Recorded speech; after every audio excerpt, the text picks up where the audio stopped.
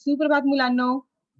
बृहन्मुंबई महानगरपालिका माध्यमिक शिक्षण विभाग तर्फे आयोजित ऑनलाईन अध्यापन तासिकेत आपले सर्वांचे सहर्ष स्वागत. आज आपण मराठी विषयाच्या प्रश्न क्रमांक 4 भाषाभ्यास या घटकाचा प्रश्न क्रमांक 4A भाषिक घटकावर आधारित किती याचा अध्यापन करूया. भाषिक घटकावर आधारित किती हा प्रश्न जो आपल्या प्रश्नपत्रिकेमध्ये प्रश्न क्रमांक 4A चा भाग आहे आणि यातील 2 प्रश्न येतात अ आणि आ आणि यातील पण 2 प्रश्न येतात शब्दसंपत्ती आणि विरामचिन्ह. तर आज आपण शब्दसंपत्ती याचा अध्यापन करूया. यातील पहिला घटक आहे समानार्थी शब्द, दुसरा आहे विरुद्धार्थी शब्द आणि नंतर वचन, शब्दसमूहाबद्दल एक शब्द लिहिणे आणि लिंग बदलणे. यापैकी कोणत्याही 4 घटकावर एक गुणांच्या 4 कृति विचारल्या जातील. जैसा कि बच्चे आप लोग को पता है कि इस जो हमारा प्रश्न है वो प्रश्न क्रमांक 4 का आ भाग है और उसमें से 2 पार्ट होते हैं, एक शब्द संपत्ति, दूसरा विराम चिन्ह. और पहला इसमें से हम लोग शब्द संपत्ति का अध्यापन कर रहे हैं आज. तो उसमें निम्नलिखित 5 घटक आते हैं: समानार्थी शब्द, विरुद्धार्थी शब्द, वचन, शब्द समूहाबद्दल एक शब्द, लिंग बदलने. और इन 5 घटकों में से परीक्षा में आपको कोई भी 4 घटक आएंगे, ठीक है, और हर एक घटक के लिए एक नंबर आपको मिलेंगे और कुल मिला के 4 कृतियां आपको पूछी जाएंगी और चारों आपको करनी है. तो ये हमने पहले भी एक बार पढ़ लिया है, आज फिर से हम इसका सराव करेंगे. हे करा. बघा मुलांनो, आपल्या पाठांमध्ये आणि कवितामध्ये जे शब्द आलेले आहेत वहीमध्ये जर एका ठिकाणी लिहून ठेवले तर निश्चित या कृतीचा अभ्यास सोपा जातो व निश्चितच हे 4 गुण आपल्याला सहजासहजी प्राप्त होतात. आप लोग को पता है, जब हम लोग पढ़ाई करते हैं, जब आप लेसन पढ़ते हैं या कविता पढ़ते हैं, अगर आप उसी समय जब आपके सर या टीचर पढ़ाते हैं उसी समय अगर आप अपने किताब में पेंसिल लेके रखिए और किताब में जब भी कोई शब्द समानार्थी, विरुद्धार्थी, वचन, लिंग का शब्द आता है तो तुरंत आपको देखिए टीचर आपको उसका अर्थ बताते हैं, आपको उसका समानार्थी बताते हैं, तो आप तुरंत आप वहीं पर अगर लिख लेते हैं या फिर एक नोटबुक में अगर आप लिख के रखते हैं तो ये 4 नंबर के लिए आपको एक्स्ट्रा कोई भी पढ़ाई करने की जरूरत नहीं पड़ेगी, क्योंकि ये 4 अंक जो हमारे हैं वो बहुत ही आसानी से आप सिर्फ थोड़ा सा ध्यान देने से प्राप्त कर सकते हैं. वेगवेगळ्या स्वरूपात अब हम लोग देखते हैं कि हमारे प्रश्न पत्रिका में समानार्थी और विरुद्धार्थी किस प्रकार पूछे जाते हैं. ठीक है, वेगवेगळ्या स्वरूपात हा प्रश्न विचारला जातो. ये प्रश्न हमारे प्रश्न पत्रिका में अलग अलग तरह से पूछे जाते हैं, जैसे कि जोड़ियां लावा. जैसे आपको दोनों तरफ शब्द दे देंगे और आपको उनकी जोड़ियां मिलानी. एक तरफ शब्द होंगे, एक तरफ उनके समानार्थी होंगे, या एक तरफ विरुद्धार्थी शब्द होंगे, एक तरफ उनके विरुद्धार्थी दूसरे शब्द होंगे. ठीक है, तो आपका जोड्या लावा हो सकता है. फिर वाक्यातील शब्द शोधा. तुम्हाला एक वाक्य दिले जातील आणि त्या वाक्यात तुम्हाला शब्द शोधायला हवं, समानार्थीचा आणि विरुद्धार्थीचा. शब्द देऊन त्यापुढे समानार्थी शब्द लिहा और आपको शब्द दे देंगे और शब्द के आगे आपको उसका समानार्थी शब्द लिखना होगा. या तो फिर वर्तुळामध्ये समानार्थी विरुद्धार्थी शब्द देऊन त्यातील समानार्थी शब्द ओळखा. आपको वर्तुळ म्हणजे सर्कल में आपको समानार्थी और विरुद्धार्थी शब्द दिए जा सकते हैं और उसमें से आपको पहचानना है, तुम्हाला ओळखायला हवं हे समानार्थी आहे की विरुद्धार्थी आहे. बघा, आता आपण समानार्थी शब्दांचा सराव करूया. पहिला शब्द आहे माता. माता आई आणि जननी, माय. माँ के लिए माता के लिए हमारे पास 3 समानार्थी शब्द हैं, आई, जननी, माय. इसमें से कोई भी एक शब्द आपको परीक्षा में लिखना है, 3 या 2 नहीं लिखने हैं, कोई एक ही शब्द लिखना है आपको. ठीक है. दूसरा है मुख, तोंड, बदन. मुख म्हणजे काय, जैसे हम लोग हिंदी में कहते हैं मुंह. ठीक है, इसका समानार्थी शब्द होगा तोंड या बदन. फिर अगला शब्द है गोड. गोड म्हणजे मधुर और हमारे हिंदी में उसको कहते हैं मीठा. चौथा शब्द आहे पान. याचे समानार्थी शब्द पर्ण. पान मतलब पत्ते. यहाँ पे वो पत्ते जो होते हैं हम लोग मराठी में उसको पान कहते हैं, लेकिन हिंदी में इसे हम पत्ते कहते हैं. फिर अगला शब्द है घर, सदन, निवास. घर का समानार्थी सदन या निवास। ठीक है, अगला शब्द हमारा है काया। कायाचे समानार्थी शब्द शरीर किंवा देह। नेक्स्ट वर्ड आहे हजेरी। हजेरीचा समानार्थी शब्द उपस्थिती। तुम्हाला माहित असेल हजेरी, शाळेत तुमचं हजेरी होत आहे ऑनलाईन आणि ऑफलाईन दोन्ही वेगवेगळ्या पद्धतीने। आकाश, आकाश, आभाळ आणि गगन।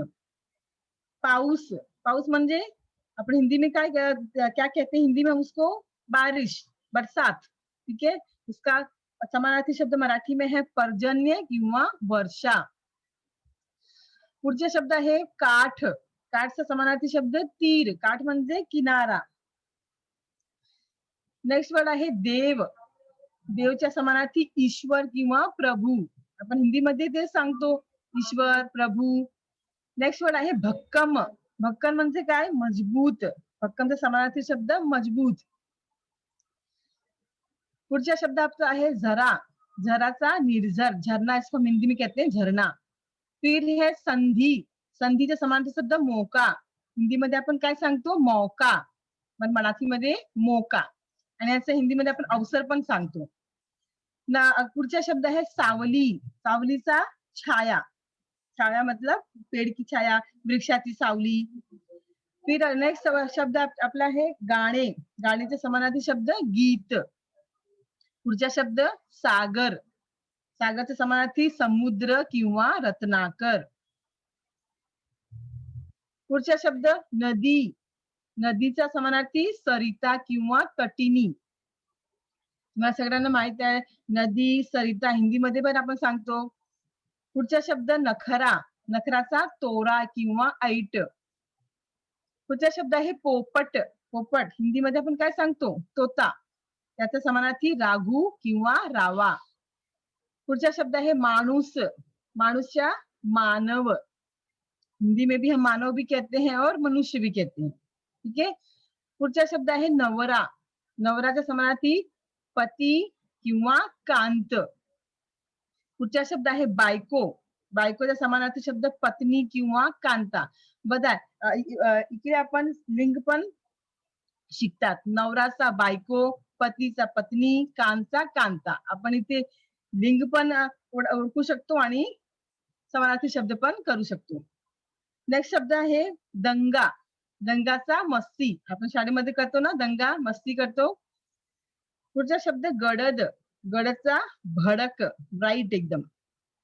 फिर पुढचा शब्द आहे मयूर। मयूरचा समानार्थी शब्द मोर। पुढचा शब्द आहे धाकटा। धाकटा म्हणजे काय, छोटा, इसको हम लोग छोटा कहते हैं। इसका समानार्थी शब्द लहान। कितनी बार ऐसा होता है बच्चे परीक्षा में धाकटा का छोटा लिख देते हैं, लेकिन छोटा जो आप लिखोगे वो गलत होगा। ठीक है, आपका अर्थ सही आपने हिंदी में लिखा है, लेकिन उसको आपको लिखना किस में है, मराठी में लिखना है। ठीक है, तो धाकटा का मराठी में शब्द होगा लहान। पुढचा शब्द कर्ण। कर्णचा कान। इलाज, इलासाठी उपाय। पुढचा शब्द आहे बातमी। बातमी, वार्ता। हिंदीमध्ये आपण समाचार आणि इंग्लिशमध्ये न्यूज सांगतात। पुढचा शब्द आहे वेदना। सॉरी, एक शब्द तुला खडतर। खडतरचा आहे बिकट। बिकट म्हणजे एकदम प्रतिकूल, कठीण परिस्थिती। पुढचा शब्द वेदना। वेदनाचा यातना। नेक्स्ट शब्द आहे अखेर। अखेर म्हणजे लास्ट, याचा समानार्थी शब्द शेवट। पुढचा शब्द आपला आहे थंडी। थंडीचा समानार्थी शब्द गारठा। इथे मिस्टेक झाला आहे, इथे गारठा असला पाहिजे आणि इथे गारठा लिहिला आहे। नेक्स्ट वर्ड आहे आपला विलंब। विलंबचा समानार्थी शब्द उशीर। हिंदी मध्ये देर कहते हैं या फिर इंग्लिश में लेट कहते हैं। बघा पुढची आपला साइड आहे विरुद्धार्थी शब्द। विरुद्धार्थी शब्द म्हणजे काय, एका शब्दाचा विपरीत लिहायचं आपल्याला, एकदम आपको उसका उल्टा लिखना है। एंटोनिम्स, इंग्लिश में एंटोनिम्स का अपोजिट वर्ड भी कहते हैं। ठीक है, पहला वर्ड अपना है कौतुक। कौतुक का मतलब होता है प्रशंसा करना। ठीक है, उसका अपोजिट क्या होगा, निंदा करना, बुराई करना। सार्वजनिक, सार्वजनिक मतलब पब्लिक, आणि असं विरुद्धार्थी खाजगी मतलब प्राइवेट। पुढचा शब्द फरक. फरक म्हणजे काय? अंतर. आणि याच्या विरुद्धार्थी साम्य. परका. परका म्हणजे काय? दूसरा, पराया, जिसको हिंदी में पराया भी कहते हैं. याचे समानार्थी आहे आपला, मतलब अपना. फिर है प्रवाही. प्रवाही मतलब हमेशा प्रवाह करने वाला, बहते रहने वाला. इसका विरुद्धार्थी होगा अप्रवाही, मतलब स्थिर, जिसमें प्रवाह न हो. फिर है अगला हमारा शब्द कायम. कायम मतलब परमानेंट. उसका विरुद्धार्थी होगा तात्पुरते, मतलब टेम्पररी, कुछ क्षण के लिए, हमेशा के लिए नहीं, कुछ समय के लिए. फिर है पात्र. पात्र मतलब योग्य. याचा समानार्थी विरुद्धार्थी शब्द अपात्र, मतलब अयोग्य, मतलब कोई व्यक्ति पात्र है या नहीं, कोई व्यक्ति अपात्र है या पात्र है, इसको हम लोग इसमें बताते हैं. फिर है गुण. गुण के समान अविरुद्धार्थी शब्द अवगुण. गुण मतलब हमारे अंदर जो खूबियां होती हैं, और अवगुण मतलब जो खामियां होती हैं, जो बुराइयां होती हैं. फिर अगला हमारा शब्द है पाप. पापचा समानार्थी पुण्य. यातील काही शब्द आहेत जे आपण हिंदीमध्ये पण तेच वाचतात. पुढचा शब्द उपकार. उपकारचा विरुद्धार्थी शब्द अपकार. उपकार म्हणजे जैसे हम किसी को उपकार करते हैं, किसी पे एहसान करते हैं, और दूसरा उसका विरुद्धार्थी शब्द होगा अपकार, मतलब जो हमारे एहसान को नहीं मानता है. ठीक है. फिर है विश्वास. विश्वासचा विरुद्धार्थी शब्द अविश्वास. गर्द. गर्दचा विरळ. पुढचा शब्द आहे विसंगत. विसंगत मतलब बुरी संगत. ऐसा विरुद्धार्थी शब्द सुसंगत, मतलब अच्छी संगत. फिर है अखेर. ऐसा पुढे आम्ही अखेरचा काय लिहिलं होतं? अखेर म्हणजे काय? शेवट. याचा विरुद्धार्थी काय असणार? प्रारंभ, सुरुवात, मतलब सुरुवात करना. नेक्स्ट वर्ड आहे सहकार. सहकारचा असहकार. मान, अपमान. सेवक, मालक. सेवक मतलब दास, मालक मतलब मालिक, स्वामी. फिर है रसिक. रसिक का अरसिक. रसिक म्हणजे काय? मतलब किसी काम में रस लेना, किसी चीज को बहुत इंटरेस्ट करना. और अरसिक मतलब जिसमें रस न लेना, उसमें कोई इंटरेस्ट न दिखाना. अगला हमारा शब्द है आवड़. आवड़ मतलब पसंद. इसका विरुद्धार्थी शब्द क्या होगा? नावड़, मतलब नापसंद. फिर हमारा अगला शब्द है परवानगी. परवानगी मतलब परमिशन. याचा समान विरुद्धार्थी काय असणार? मनाई, मतलब परमिशन नहीं होना. फिर है धाकटा. धाकटा म्हणजे आपण समानार्थी शब्दात लिहिलं होतं ना, धाकटा म्हणजे काय? लहान. पण इथे आपल्याला अपोजिट लिहायचं आहे, विरुद्धार्थी लिहायचं आहे. धाकटा म्हणजे लहान, तर थोडा म्हणजे काय असणार? मोठा. धाकटाचा विरुद्धार्थी काय असणार? थोरला. पुढचा वर्ड शब्द आहे पास. पासच्या नापास. उत्तीर्ण, अनुत्तीर्ण. पायथा. पायथा म्हणजे टोज, आपला फीट, पैर. आणि असं अपोजिट आहे ना, माथा, हेड. पुढचा शब्द आहे शाकाहारी. शाकाहारी तुम्हाला सगळ्यांना माहित आहे, जे व्हेजिटेरियन असतात त्यांना शाकाहारी सांगतात आम्ही. आणि याचा अपोजिट आहे मांसाहार. नेक्स्ट पुढचा शब्द आहे वाढ. वाढ म्हणजे काय? बढ़ना. वाढ मतलब बढ़ते रहना. आणि अपोजिट आहे घट. घट मतलब घटना. पुढचा शब्द खरेदी. खरेदीचा विक्री. खरेदी म्हणजे खरीदना, और विक्री मतलब बेचना. पुढचा शब्द दुरुस्त. दुरुस्तचा विरुद्धार्थी नादुरुस्त. दुरुस्त म्हणजे काय? व्यवस्थित एकदम. और नादुरुस्त मतलब जिसको दुरुस्त नहीं किया है. पुढचा शब्द आहे गोंधळ. गोंधळचा शांतता. आपण शाळेत गोंधळ करतात ना, आणि टीचर काय सांगतात? शांतता ठेवा. पुढचा शब्द उत्तम. उत्तमचा अपोजिट वाईट. उत्तम म्हणजे छान, आणि वाईट मतलब बुरा, खराब. पुढचा शब्द है रड़त. रड़तचा हसत. अभी बहुत बार हम बच्चे क्या करते हैं एग्जाम में, कि रड़त का हम लोग हंसना लिख देते हैं. ठीक है, लेकिन यहाँ पे आपका हंसना गलत हो सकता है. आपको यहाँ पे हसत ही लिखना है. ठीक है, क्योंकि हिंदी नहीं लिखना है, हमें मराठी शब्द ही लिखने हैं. पुढचा शब्द तातडीने. तातडी म्हणजे काय? लवकर लवकर, बहुत फटाफट, जल्दी जल्दी में. आणि विरुद्धार्थी शब्द सावकाश, आराम से. पुढचा शब्द परदेशी. परदेशी म्हणजे जे आपल्या देशात नाही राहतात त्याला परदेशी आपण सांगतात. आणि इसका विरुद्धार्थी शब्द काय आहे? स्वदेशी, जे आपल्या देशाच्या आहे. पुढचा शब्द साक्षर, साक्षरच्या निरक्षर, साक्षर मतलब पढ़ा लिखा और निरक्षर मतलब अनपढ़ व्यक्ति. पुढचा शब्द आहे सुपीक, सुपीक मतलब जिसको हम बोलते हैं ना सुपीक जमीन, उपजाऊ, और नापीक मतलब बंजर. इसका विरुद्धार्थी शब्द नापीक. पुढचा आणि अखेरचा शब्द आहे जबाबदार, मतलब जिम्मेदार, रिस्पॉन्सिबल. त्याचा विरुद्धार्थी शब्द काय असणार? बेजवाबदार, गैर जिम्मेदार. हिंदी में हम गैर जिम्मेदार कहते हैं, ठीक है. इंग्लिश में इररिस्पॉन्सिबल. हे आपला विरुद्धार्थी शब्द होता. आता आपण नेक्स्ट करूया वचन. आता आपण बघूया वचन म्हणजे काय होतं. व्याख्या बघूया. वस्तू एक आहे की अनेक आहेत हे नामाच्या रूपावरून कळते, त्याला त्या नामाचे वचन असे म्हणतात. तुम्हाला माहित आहे वचन नाम म्हणजे मराठीमध्ये काय असतात? संज्ञा. हिंदीमध्ये आपण संज्ञा सांगतात, पण मराठीमध्ये नाम सांगतात. त्या व्याख्या काय आहे? वस्तु एक आहे की अनेक, मतलब कोई भी वस्तु एक है या अनेक है, एक से ज्यादा है, हे नामाच्या रूपावरून करते. ये उस शब्द के नाम मतलब उस शब्द के संज्ञा के आधार पे हम पता करते हैं कि ये वचन एक वचन है या अनेक वचन है, आणि त्या नामाचे वचन असे म्हणतात, और उसे ही हम कहते हैं वचन. वचनाचे प्रकार. वचनाचे खालीलप्रमाणे 2 प्रकार आहे. पहिला एक वचन आणि दुसरा अनेक वचन. हिंदीमध्ये पण आपण शिकतात ना एक वचन आणि बहुवचन. मराठीमध्ये आपण अनेक वचन सांगतात. आता बघूया एक वचन आणि अनेक वचनची व्याख्या. एक वचन नामावरून एकाचा बोध झाल्यास त्याला एक वचन म्हणतात. म्हणजे नाम एक आहे की काय, त्याचा नामाचा शब्द मतलब जब उस जो शब्द हमें दिया जाता है उस शब्द की संज्ञा के आधार पे हम पता करते हैं कि ये शब्द एक वचन है या अनेक वचन है. नामाचे जे मूळ रूप असते तेच त्याचे एक वचन असतात, और जो शब्द का संज्ञा का जो मूल रूप होता है वही उसका एक वचन स्वरूप भी होता है. उदाहरण आंबा. आंबा काय आहे? एक वचन आहे. चिमणी आणि झाड. आंबा, चिमणी किंवा झाड हे सगळं काय आहे? एक वचन स्वरूपात आहे. दुसरं आपलं आहे अनेक वचन.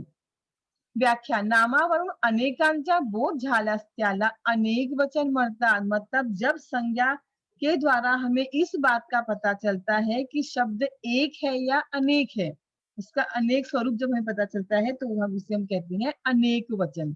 उदाहरण कुत्रे, चिमण्या, घोडे. आता आपल्या परीक्षेत कसा प्रकार प्रश्न विचारला जातात? एक वचन, अनेक वचन. एक वचन, अनेक वचन करा. या तो आपको शब्द देंगे और उसका कहेंगे एक वचन का आपको अनेक वचन करना है या अनेक वचन का एक वचन करना है. कधी वाक्यामध्ये शब्द येईल त्या शब्दाचा एक वचन असेल तर अनेक वचन करा. कभी कभी ऐसा होगा कि आपको वाक्य दिए जा सकते हैं और उस वाक्य में आपको एक वचन और अनेक वचन के शब्द पहचानने हैं.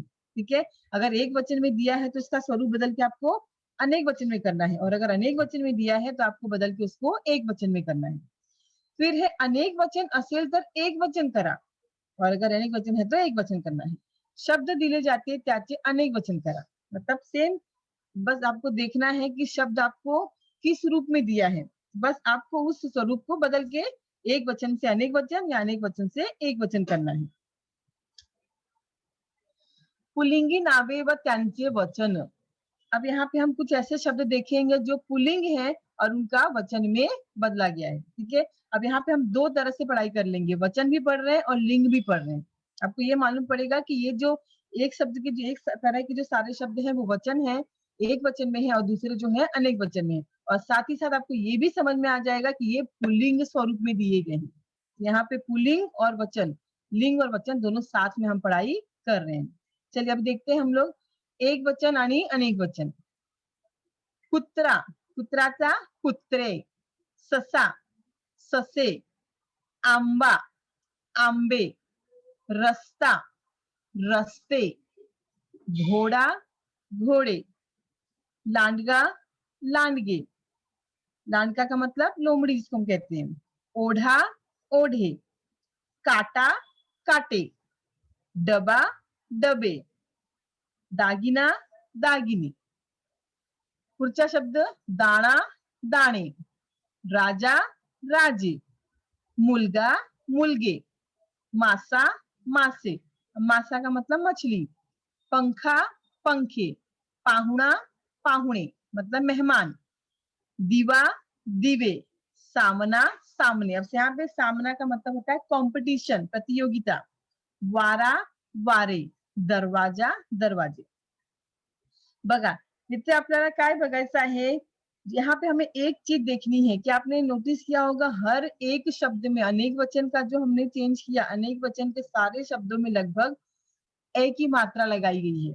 ठीक है, जैसे आपने देखा होगा लिस्ट में कुत्रे, ससे, आंबे, रस्ते, घोड़े, लांडगे, सभी शब्दों में एक ही मात्रा लगा के उसको अनेक वचन स्वरूप में बदला गया है। ठीक है, तो ये बात हमें ध्यान रखनी है कि अनेक वचन करते समय हमें उसमें एक ही मात्रा, ध्यान से शब्दों को देखना है कि वो एक अनेक वचन करने में एक ही मात्रा लग रही है या नहीं, ये आपको थोड़ा सा ध्यान देना है। और मोस्टली शब्दों में एक ही मात्रा लगती ही है अनेक वचन करने में। फिर दूसरा हम पढ़ेंगे स्त्रीलिंग नामे व त्यांचे वचन। अब स्त्रीलिंग स्वरूप आपको नाम दिया गया है, संज्ञा दिया गया है, उन संज्ञाओं को आपको अनेक वचन में करना है। ठीक है, अब यहाँ पे हम देखते हैं नदी नद्या, बी बिया, स्त्री स्त्रिया, लेखणी लेखण्या, सासू सासवा, जाऊ जावा, वाट वाटा, बाग बागा, पाल पाली। अब पाल का मतलब छिपकली होता है, साइकिल साइकली, जमीन जमीनी, चूक चुका, जात जाती, वेल वेली, वीज विजा, पाटी पाट्या, होडी होड्या, सनई सनया, टोपी टोप्या, वही वह। ठीक है, अब अनेक वचन यहाँ पे हमने देखा स्त्रीलिंग का, हमने स्त्रीलिंग शब्दों का हमने अनेक वचन किया है। तो यहाँ पे भी एक बात देखने वाली है कि यहाँ पे भी हमने ज्यादातर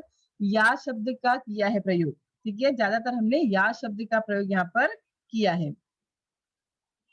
फिर अगला हमारा है नपुंसकलिंगी नामे व त्यांचे वचन। नपुंसकलिंग मतलब जो कि शब्द जिनका बोध ना ही लिंग स्त्रीलिंग में होता है और ना ही स्त्रीलिंग में होता है, ऐसे लिंग को हम लोग नपुंसकलिंग कहते हैं। अब नपुंसकलिंग का हम लोग को अनेक वचन स्वरूप में बदलना है। घर घरे, फूल फूले, दार दारे, शेत शेते, वासरू वासरे, पाखरू पाखरे, मडके मडकी, गाणे गाणी, खेडे खेडी, झाड झाडे, गाव गावे, मत मते, डोके डोकी, हरिण हरणे, लाकूड लाकडे, काम कामे, चाक चाके, पत्र पत्रे, मन मने, रोपटा रोपटी। ठीक है, ये जो शब्द थे वो नपुंसकलिंग में आते हैं और उन शब्दों का हमने यहाँ पे अनेक वचन स्वरूप में परिवर्तन किया। एक वचन व अनेक वचन सारखे असणारी नामे। अब ऐसे कुछ शब्द भी हैं जिनका परिवर्तन बिल्कुल नहीं होता, मतलब वो एक वचन और अनेक वचन दोनों में एक ही स्वरूप में रहते हैं, उसमें कोई भी परिवर्तन नहीं होता। जब परीक्षा में हमारे सामने ऐसे प्रश्न आते हैं तो हम लोग क्या करते हैं, उसको चेंज कर ही देते हैं। बस हमें कहा गया है कि वचन बदला तो हमें उसको बदलना ही, ऐसा नहीं है। परीक्षा में बच्चों को कंफ्यूज करने के लिए ऐसे प्रश्न दे दिए जाते हैं, लेकिन हमें ध्यान देना है कि ये शब्द परिवर्तित होंगे अथवा नहीं। एक वचन देव देव, महिला महिला, उंदीर उंदीर। अब देखो ये शब्द बिल्कुल भी परिवर्तित नहीं हो रहे हैं, उनका एक वचन और अनेक वचन दोनों ही स्वरूप समान है। कवि कवि, भाषा भाषा, दिशा दिशा, पूजा पूजा, दासी दासी, वधु वधु, वस्तु वस्तु, हार हार, कान कान, घाट घाट, घास घास, चोर चोर, देश देश, दिवस दिवस, नौकर नौकर, नियम नियम, प्रश्न प्रश्न। देखा आपने, ये सभी शब्द एज इट इज मतलब उनका एक वचन और अनेक वचन स्वरूप समान होता है, इसमें कोई भी परिवर्तन नहीं होता। वचन ओळखा, अब देखो आपको परीक्षा में कैसे प्रश्न आते हैं। वचन ओळखा, ओळखा मतलब पहचानना। दो तरह से आपको प्रश्न आते हैं, या तो आपको वचन एक शब्द देंगे, उसको आपको परिवर्तन वचन बदला किंवा वचन ओळखा, आपको या तो वचन बदलना है या तो फिर पहचानना है। अब वो प्रश्न आपको चाहे वाक्य में दे सकते हैं या फिर शब्द में दे सकते हैं। जैसे वाक्य मैंने आपको पहले बताया कि आपको एक वाक्य देंगे, उसमें वचन लिखा होगा, आपको उसको परिवर्तित करके वाक्य फिर से लिखना है, या तो फिर शब्द देंगे और उसमें लिख के देंगे वचन बदला, या आ सकता है वचन ओळखा, ओळखा मतलब पहचानना। अब यहाँ पे शब्द है देऊळ, देऊळ क्या है? एक वचन। वेली अनेक वचन, घरे अनेक वचन, शरीर एक वचन, इमारती अनेक वचन। एक वचन स्वरूप असतात इमारत, पर्वत एक वचन, वया अनेक वचन। एक वचन स्वरूप काय असतं? वही, डोके एक वचन, रोपटी अनेक वचन, रोपटे ऐसा एक वचन स्वरूप काय असतात? रोपटे, मडके एक वचन, खेडी अनेक वचन, सनई एक वचन, वेली अनेक वचन आणि वारा एक वचन। असा प्रकारे प्रश्न तुम्हाला परीक्षेत विचारला जातील। आता बघा आपला पुढचा आहे शब्द समूहाबद्दल एक शब्द।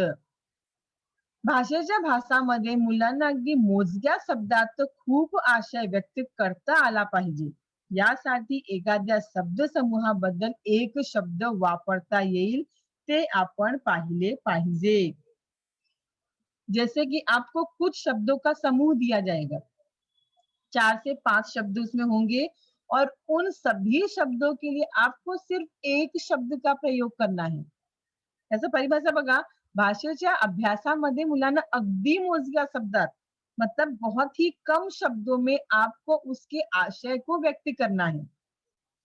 यासाठी एखाद्या शब्दसमूहाबद्दल कोणता एक शब्द वापरता येईल ते आपण पाहिले पाहिजे। उदाहरण स्वरूप आपण बघूया समान अर्थाचे शब्द, समान अर्थाचे शब्द यातील मोजक्या शब्दात तुम्हाला आशय व्यक्त करणं तर तुम्ही काय लिहिणार इथे?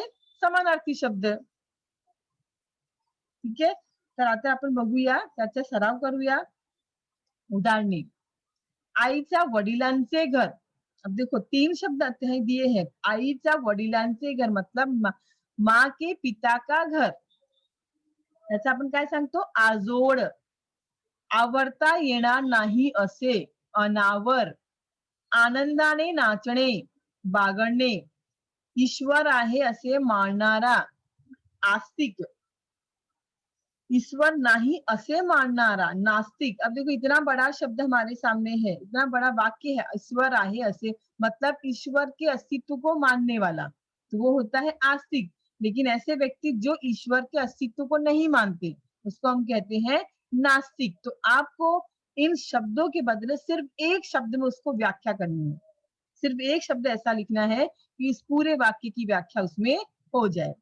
ऐकायला व बोलायला न येणारा।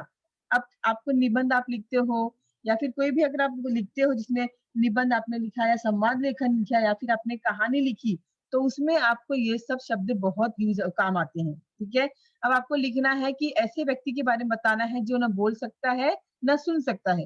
अब इतना बड़ा हम लिखेंगे ऐकायला व बोलायला न येणारा, उसके बदले हम एक शब्द लिख देते हैं मूक बधिर। तो व्यक्ति मूक बधिर होता, मतलब वो व्यक्ति न बोल सकता था और ना ही सुन सकता था। इसका मतलब क्या था? वो मूक बधिर। उरलेले भाग, अवशेष। गाणे म्हणणारा, गायक। जो गाना गाता है उसको हम क्या कहते हैं? गायक। गेलेला काळ मतलब बीता हुआ काल, गत काळ। घराची ओसरी, घराची ओसरी म्हणजे काय? मतलब घर के जो हमारे सामने का जो आंगन होता है, जो घर के सामने का जो परिसर होता है उसको हम कहते हैं घराची ओसरी। इसका अर्थ क्या है? सोपा। फिर है जादूचे खेळ करून दाखविणारा। अभी हम लोग इतना बड़ा शब्द लिखेंगे, जादूचे खेळ करून दाखविणारा, याचा बदल आपण एक शब्द लिहितात, जादूगर। 10 हात असलेला, जिसके पास 10 हात हो, उसको हम क्या लिखेंगे? दशभुज। धान्य साठवण्याची जागा, गावात असते ना, जहाँ पे हम अनाज रखते हैं उसको हम लोग कोठरी कहते हैं, लेकिन यहाँ पे मराठी में उसको कोठार कहते हैं। नाश न पावणारे मतलब जिसका कभी नाश नहीं हो सकता, इसका एक शब्द हम लिखेंगे अजरामर। न हलनारे मतलब बिल्कुल भी हिलने न, बिल्कुल भी मूवमेंट न करने वाला, बिल्कुल भी हिलने वाला ना हो, उसको हम कहते हैं अचल। नाटकात काम करणारा, नाटक में काम करने वाला इसे कहते हैं नट। नाव चालविणारा, नावाड़ी मतलब जो नाव चलाता है उसे हम कहते हैं नावाड़ी, हिंदी में कहते हैं नाविक। बस थांबण्याची जागा, ऐसी जगह जहाँ पे बस रोकी जाती है, जहाँ पे बस रुकती है, उसको हम कहते हैं बस स्थानक। बातमी आणून देणारा, बातमी मतलब समाचार, जो व्यक्ति हमारे पास समाचार लेके आता है, मतलब हम घर बैठे बैठे पूरी दुनिया का समाचार सुनते हैं, यहाँ पे ये हुआ, आज दुनिया में ऐसा हुआ, तो वो कौन लाके, हम लोग जाते हैं क्या लाने के लिए, तो वो जो लेके आते हैं उसको हम कहते हैं वार्ताहर। भाषण करनारा मतलब ऐसा व्यक्ति जो भाषण करता है उसे हम कहते हैं वक्ता। रक्षण करनारा, जो हमारी रक्षा करता है उसे हम कहते हैं वाली। राज्यातील लोक, राज्य में रहने वाले लोगों को कहते हैं रयत, हिंदी में इसे कहते हैं प्रजा। सतत प्रयत्न, निरंतर प्रयास करना, ऐसा मराठीमध्ये काय सांगतात, सराव। आता आपण करतोय ना सराव। सुरात नसलेले, जो सुर में ना हो उसको हम क्या कहते हैं बेसुर। समाजाची सेवा करणारा म्हणजे समाजसेवक, जो व्यक्ति समाज की सेवा करता है उसे हम कहते हैं समाज सेवक। अगदी पूर्वीपासून राहणारे, ऐसे व्यक्ति जो बहुत कालों से रह रहे हैं उसको हम कहते हैं आदिवासी। जीवाला जीव देणारा, जो व्यक्ति आपके लिए एकदम जान देने पे वो रहेगी, इतना आपका प्राणों से प्रिय हो, उसको हम कहते हैं जीवलग। तोंडा तोंडी चालत आलेली गोष्ट मतलब ऐसी कहानियां जो सदियों से एक दूसरे के मतलब एक दादी ने बोली, दादी से मम्मी ने बताया, मम्मी से आप, हम ऐसे करके जब सदियों से चली आती है उसको हम कहते हैं दंत कथा।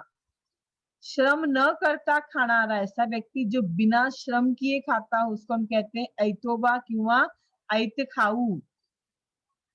पुढचा शब्द है केलेले उपकार जाणणारा मतलब किया हुआ उपकार मानने वाला, उसको हम कहते हैं कृतज्ञ, कृतज्ञ। ठीक है। केलेले उपकार न जानणारा मतलब आप किसी पे उपकार करते हो लेकिन वो व्यक्ति आपके उपकार को न मानता हो, उसको हम कहते हैं कृतज्ञ।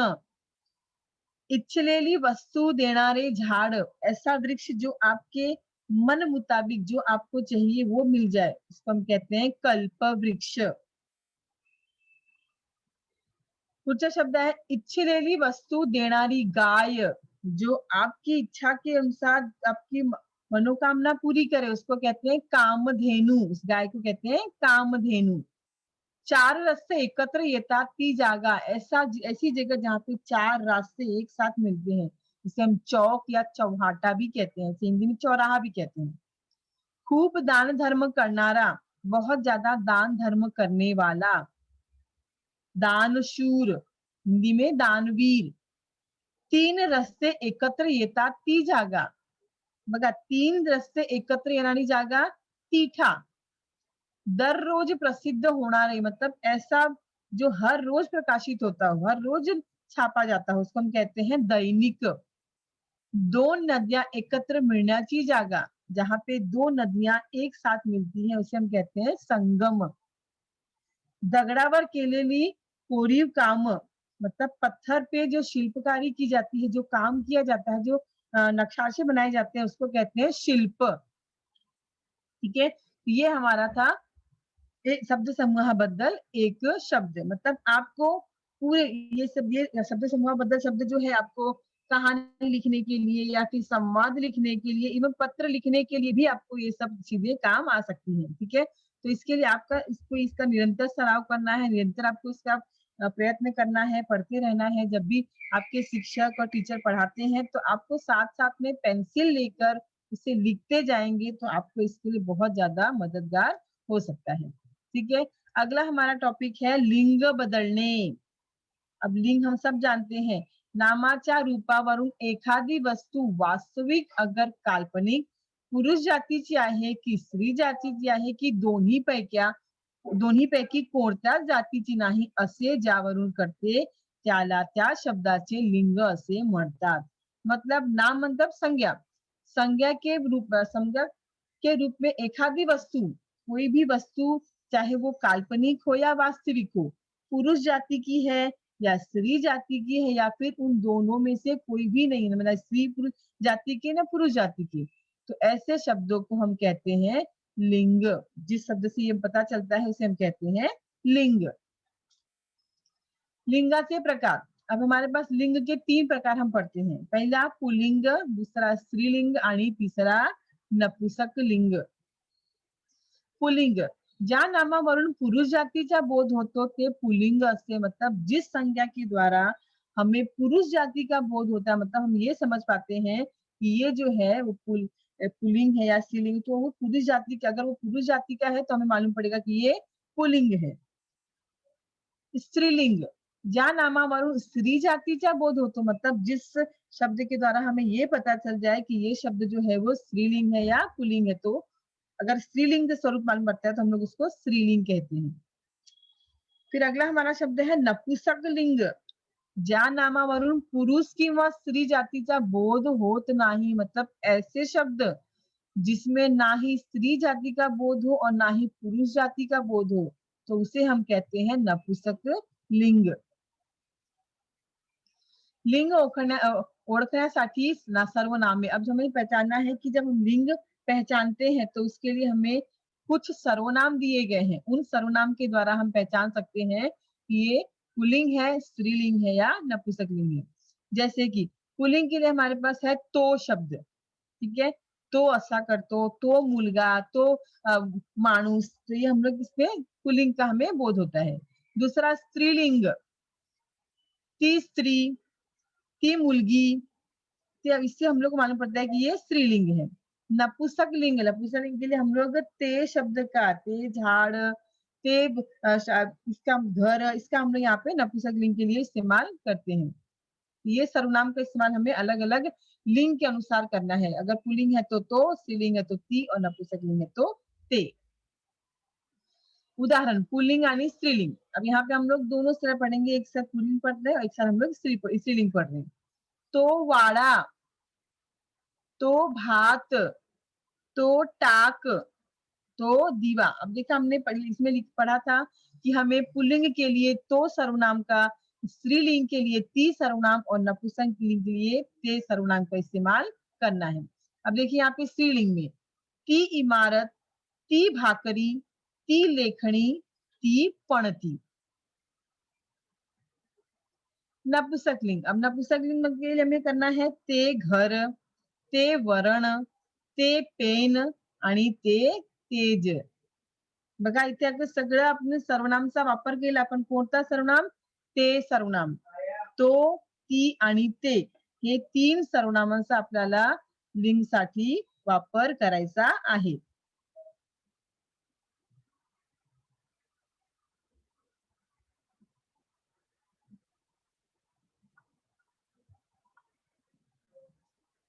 लिंग भेदामुळे नामांच्या रूपात होणारा बदल।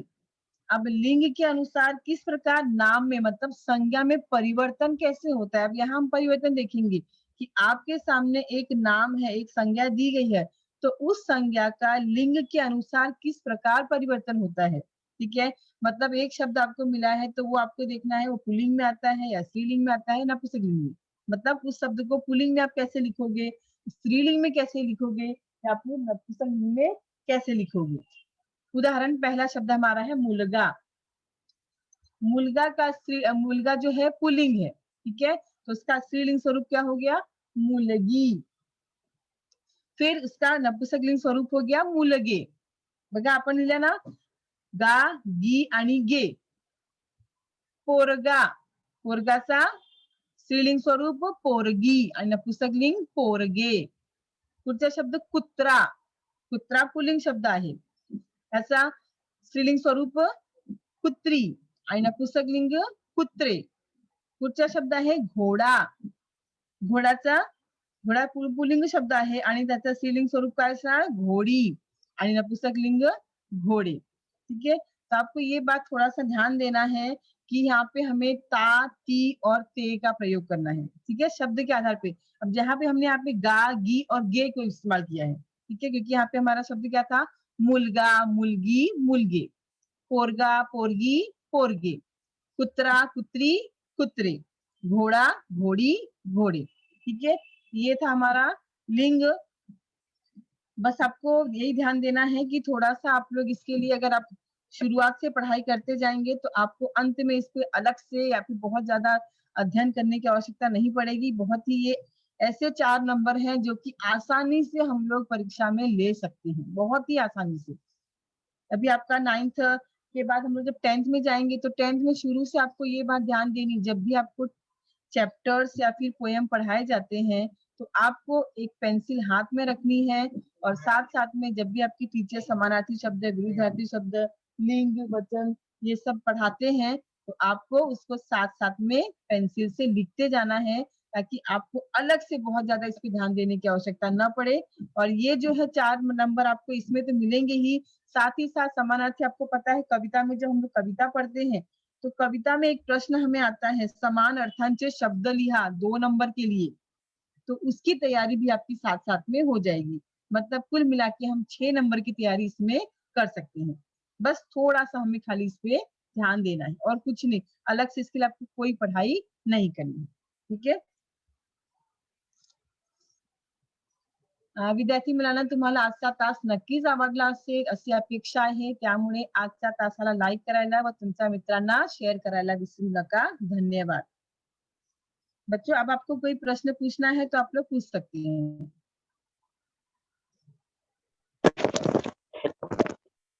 Hello hello. हेलो, हाँ टीचर, चाक का मतलब क्या होता है? हेलो।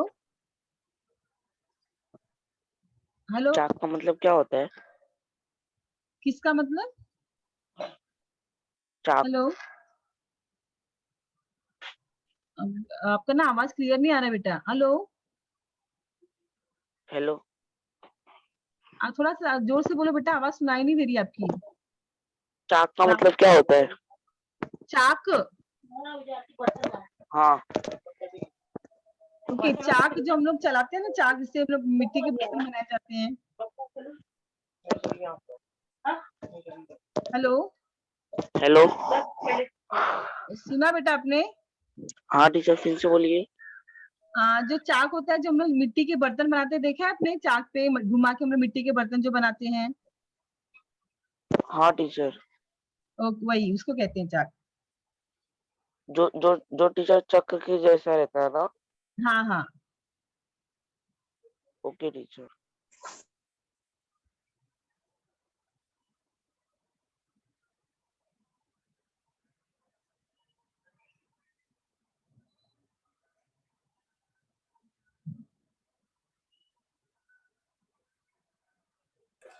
Good morning teacher. हाँ, गुड मॉर्निंग। टीचर, अभी आपने बताया कि पुरुषलिंग और स्त्रीलिंग इन दोनों में ते, ती और गे लगता है नपुंसक लिंग में ना टीचर? पुल्लिंग में सर बेटा, पुल्लिंग में तो लगता है, स्त्रीलिंग में ती लगता है, और ते जो है वो नपुंसक लिंग में लगाते हैं। Okay teacher. टीचर, ठीक है। अभी आपने बताया था कि स्त्रीलिंग और पुरुषलिंग और इन सबका अगर एक में जैसे मुलगा, मुलगी और मुलगे, हाँ टीचर हाँ इसके हाँ। अगर बीच में आएगा तो हमको आगे लिखना पड़ेगा ना? हाँ, जैसे अगर आपको ये अलग अलग तरह से आपको, जैसे पहला तो ऐसे दिया जाएगा कि या तो फिर आपको देंगे पहचानने के लिए एक शब्द दे देंगे, जैसे मुलगा आपको दे दिया और प्रश्न दे दिया लिंग ओढ़खा। ठीक है, फिर आपको ऐसे मुलगी दे दिया, आपको ले देंगे उसका लिंग ओढ़खा, या फिर आपको बोलेंगे लिंग बदला। ऐसे प्रकार के प्रश्न आपको पूछे जाएंगे। Okay teacher, thank you teacher. Okay, welcome.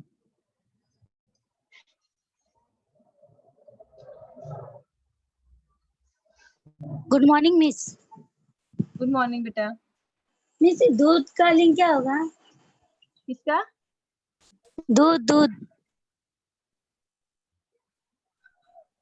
Clear नहीं आ रहा आपका आवाज। दूध? Yes miss. दूध? हाँ। हेलो, आपका मुझे जैसे पेपर में आ गया तो क्या लिखना रहेगा? दूध ही लिखेंगे ना? आपका शब्द नहीं सुनाई दे रहा है बेटा मुझे। ओके। जैसे अभी पेपर में आ गया तो दूध ही लिखेंगे ना उसका? अच्छा, लिंक। दूध। हाँ ओके ओके, हाँ दूध। मिस, उसका वही लिखते हैं बेटा। वही लिखेंगे ना? हाँ हाँ। Thank you miss.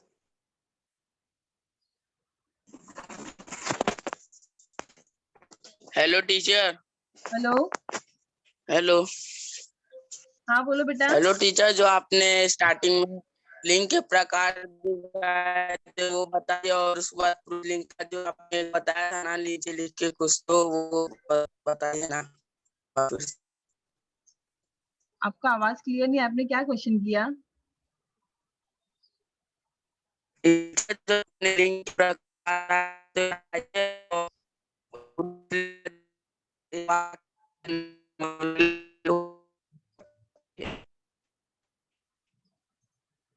हेलो, आपका बिल्कुल आवाज नहीं आ रहा बेटा। हेलो। हेलो। हेलो। हेलो, हाँ। लकड़ी और पुस्तक का लिंग क्या होगा? किसका? लकड़ी और पुस्तक का। सॉरी बेटा, लेकिन आपका आवाज मुझे बिल्कुल क्लियर नहीं आ रहा है। आपका क्वेश्चन मुझे सुनाई दे ही नहीं रहा है। Hello. Hello. Hello teacher. Hello. Hello teacher. हाँ बेटा बोलो। लकड़ी और पुस्तक का, लकड़ी और पुस्तक का मतलब कि किस पर उसका चेंज होएगा? सॉरी, मुझे बिल्कुल भी आवाज का ना, आवाज नहीं आ रहा है आपका आवाज जरा भी। मतलब नेटवर्क प्रॉब्लम हो रहा है, आपका आवाज अटक अटक के आ रहा है। ओके बेटा, आप लोग ने देखा ये हमें जो अभी भाषिक घटकाव आधारित कृति किया, उसमें हमें 4 नंबर किस प्रकार आसानी से लिए जा सकते हैं। बस आपको थोड़ा सा ध्यान देना है, पढ़ते समय, चैप्टर्स पढ़ते समय, पोयम पढ़ते समय आपको उसके अर्थ उसी समय टेक्स्ट बुक में पेंसिल से लिख के रखना है, या तो फिर आप नोटबुक में लिखेंगे तो और अच्छी बात है। और इसके लिए फिर आपको ऐसे 10th में भी आपको काफी यूजफुल होगा। 6 नंबर के लिए आप आसानी से ये निकाल सकते हैं परीक्षा में। ठीक है।